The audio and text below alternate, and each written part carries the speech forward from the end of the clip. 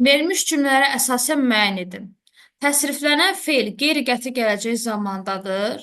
Satılmaz sözü, bəli, inkarda işlənib. Burada m inkar şəkilçisidir. Üzərinə qeyri-qəti gələcək zaman gəlib. Az formasında rızı əvəzləməsi baş verib. Doğrudur.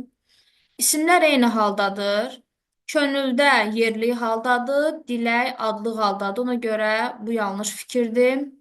Dilək sözü sadədir, xeyr, düzəltmədir. Diləmək, dilək, iki leksik şəkilçi var. Deməli, bu yanlış fikirdir, götürürəm. İlk söz yazıldığından fərqli tələffüz olunur. Əmlak sözü, alınma sözü fərqli ola bilməz, dəyişmir.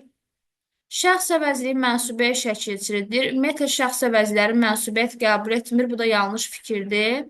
Bizim sözündə im yəli haldır, dir xəbərli idi, sə isə hissəci idi. Cavabımız olacaq 1, 4 və 5.